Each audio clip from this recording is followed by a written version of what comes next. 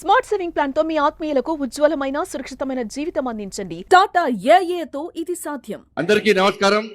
నిజంగా మీరు నిజామాబాద్ జిల్లా గొప్పలన్న కొట్లాడి కొట్లాడి కొట్లాడి కొట్లాడి వాళ్ళ పసుపోటు సాధించినట్టే మీరు మామూలు కాదు, డేంజర్ అన్న. మీరు మీ అందరు కూడా ఒక్కసారి లేచి మన అమిత్ షా గారికి ఇంత పోటీ సఫలు కొట్టడం లేదా?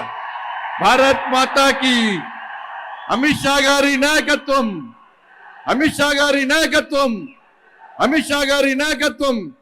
మీ అందరు కూడా పసుపోటు సాధించినందుకు మీ అందరు కూడా ధన్యవాదాలు. మామూలు ఉద్యమం కాదన్న మీకు కొట్లాడంతా కూడా. ఢిల్లీ నుంచి జాతీయ స్థాయికి పసుపు బోర్డు ఏర్పాటు యొక్క ప్రాధాన్యతను చెప్పినటువంటి హీరోలన్న ఈ హిందూ రైతులందరూ కూడా. కాబట్టి ఇటువంటి మీ ఉద్యమాన్ని గుర్తించి గ్రహించి ఇవాళ స్థానిక ఎంపీ మా అరవింద్ అన్న చాలా మంది ఏం సాధిస్తారు తీయనుకుంటున్నారన్న. ఇలా అరవింద్ గారిని ఢిల్లో చూస్తే ధర్మపురి అరవింద్ వేందన్న, పసుపు అరవింద్ అంటున్నారు ఢిల్లీ అందరూ కూడా చూసి.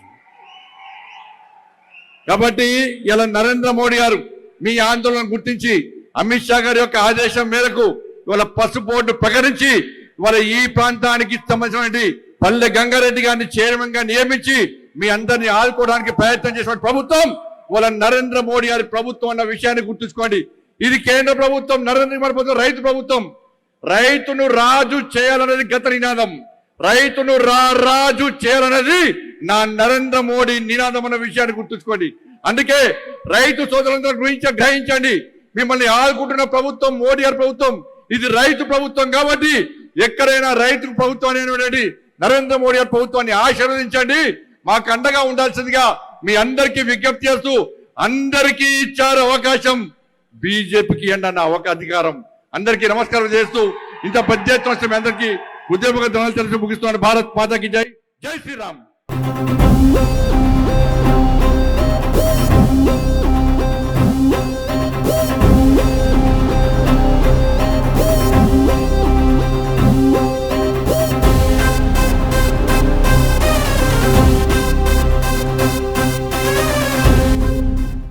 తెలంగాణ భారతీయ జనతా పార్టీ తరఫున, తెలంగాణ రైతాంగం తరఫున, తెలంగాణ ప్రజల తరఫున నేను భారత ప్రధానమంత్రి నరేంద్ర మోడీ గారికి, భారత హోంశాఖ మంత్రులు అమిత్ షా గారికి హృదయపూర్వకమైనటువంటి కృతజ్ఞతలు, ధన్యవాదాలు తెలియజేస్తా ఉన్నాను.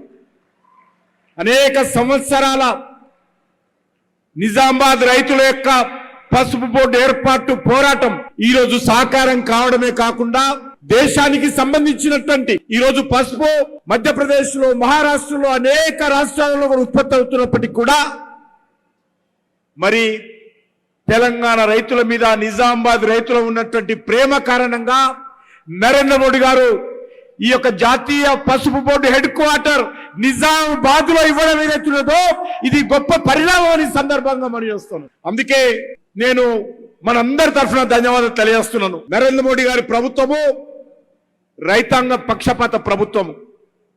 ఈరోజు మనకందరికీ తెలుసు, ఈ రాష్ట్రంలో విద్యుత్ కోతలు ఉండేది, రైతులు మోటార్లు ఎండిపోతుండేది. మన రాష్ట్రమే కాదు, దేశమంతా కూడా అదే పరిస్థితి. ఈ రోజు దేశంలో ఎక్కడ కూడా విద్యుత్ కోతలు లేనటువంటి నూతన భారతదేశాన్ని నరేంద్ర మోడీ గారు ఆవిష్కరించారని మనం చేస్తా ఉన్నాం. ఈ రోజు రైతులు ఎంత కరెంటు కావాలన్నా కూడా దేశవ్యాప్తంగా రైతులకు ఈరోజు కరెంట్ ఇస్తున్నటువంటి ప్రధానమంత్రి నరేంద్ర మోడీ గారని సందర్భంగా మనం చేస్తున్నాం. మనకు తెలుసు, ఎరువుల కోసం దుకాణాల దగ్గర రోజుల తరబడి క్యూలో ఉండే వాళ్ళం, గుండెపోటు వచ్చేది, రైతులు లాఠీచార్జ్ జరిగేది. ఈ రోజు ఎరువుల కొరత లేనటువంటి నూతన భారతాన్ని నరేంద్ర మోడీ గారు ఆవిష్కరించారు. యూరియా కానీ, డిఏపి కానీ ఎక్కడ కావాలన్నా, ఎంత కావాలన్నా, ఎవరికి కావాలన్నా ఈ రోజు కేంద్ర ప్రభుత్వము ఎరువులు ఇస్తున్నది. ఒక బస్తా ఎరువు యూరియా 260 రూపాయలు మాత్రమే రైతుల దగ్గర తీసుకుంటుంది.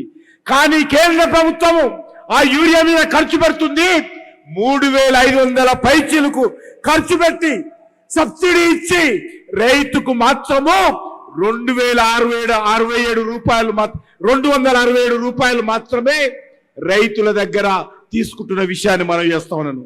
అంతేకాదు ఈరోజు మన తెలంగాణలో రామగుండంలో ఫెర్టిలైజర్ పరిశ్రమ పెట్టి నరేంద్ర మోడీ గారే ఫౌండేషన్ వేసి నరేంద్ర మోడీ గారే ఆ ఫెర్టిలైజర్ పరిశ్రమకు ప్రారంభోత్సవం చేసి తెలంగాణ రైతులకు ఆ యొక్క రామగుండం ఎరువుల పరిశ్రమను అంకితం చేసినటువంటి వ్యక్తి మన ప్రియతమ ప్రధానమంత్రి నరేంద్ర మోడీ గారు మనం చేస్తా ఉన్నాను.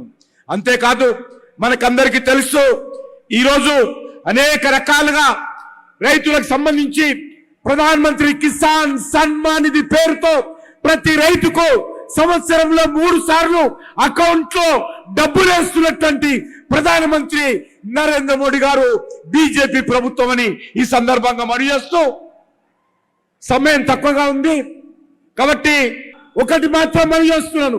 ఇది తెలంగాణ రాష్ట్రానికి సంబంధించి, తెలంగాణ రైతాంగానికి సంబంధించి, అది ఎరువుల విషయంలో కావచ్చు, విద్యుత్ విషయంలో కావచ్చు, లేకపోతే పసుపు ఓడి విషయంలో కావచ్చు, ఏ విషయమైనా సరే నరేంద్ర మోడీ గారి ప్రభుత్వము తెలంగాణ రైతులకు అండగా ఉంటుంది, తెలంగాణ ప్రజలకు అండగా ఉంటుంది. నేను ఈ సందర్భంగా మనవి చేస్తున్నాను, ఈ రాష్ట్రంలో ఉన్నటువంటి గతంలో ఉన్నటువంటి ముఖ్యమంత్రిగా పనిచేసినటువంటి కేసీఆర్ గాని, ఇప్పుడు పనిచేస్తున్నటువంటి రేవంత్ రెడ్డి గాని నరేంద్ర మోడీ గారు తెలంగాణకి ఏమి ఇచ్చారని అడుగుతా ఉన్నాను. ఈ రోజు సాక్ష్యము రేవంత్ రెడ్డి గారు, మీ ప్రభుత్వం ఉన్నప్పుడు చేయలేదు. 10 సంవత్సరాలు యూపీఏ ప్రభుత్వం ఉండి మన్మోహన్ సింగ్ ఉన్నారు, మీరు చేయలేనటువంటి పని ఈ రోజు నరేంద్ర మోడీ గారు బీజేపీ ప్రభుత్వము నిజామాబాద్ రైతులకు అద్భుతమైనటువంటి కానుక ఈ యొక్క పసుపు బోర్డర్ సందర్భంగా మనం చేస్తా ఉన్నాను. కాబట్టి భవిష్యత్తులో కూడా అన్ని రకాలుగా తెలంగాణ ప్రజలకు భారతీయ జనతా పార్టీ నరేంద్ర మోడీ గారి ప్రభుత్వం అండగా ఉంటుంది.